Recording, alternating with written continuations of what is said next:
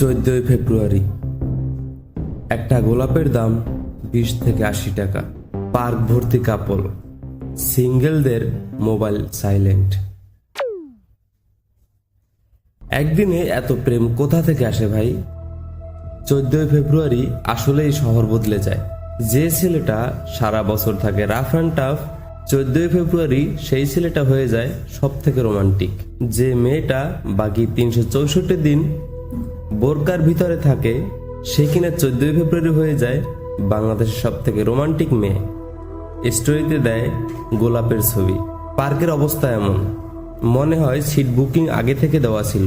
এই প্রেমগুলো 14 তারিখে খুব অ্যাক্টিভ, কিন্তু 15 তারিখে শান্ত। রিলেশনশিপে ভ্যালিডিটি হলো মাত্র 24 ঘন্টা। ফেসবুক খুললেই দেখি তুমি ছাড়া আমার কেউ নেই। কিন্তু ভাই, গত মাসে তো অন্য কেউ ছিল। এখন একটু সিরিয়াস কথা বলি, প্রেম খারাপ না, কিন্তু পাবলিক জায়গায় সীমা সরানো ওটা প্রেম না। পার্কে, রাস্তার পাশে অশালীন আচরণ করে যদি ভাবো আমরা খুব রোমান্টিক, না ভাই, ওটা অন্যদের অস্বস্তি দেওয়া। ভালোবাসা মানে সম্মান, নিজের ও অন্যের।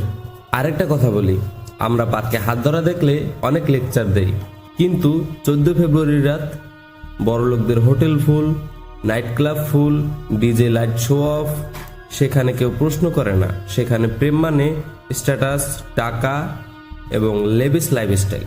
কিন্তু দিনে যারা লেকচার দেয়, রাতে তারাই পার্টিতে নষ্টামি করে বেড়ায়। প্রেম খারাপ না, উদযাপনও খারাপ না।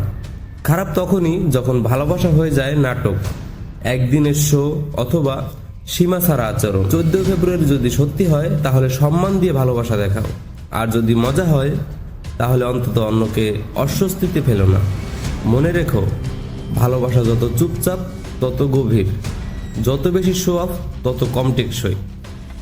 14 ফেব্রুয়ারি একদিন, ক্যারেক্টার 365 দিন।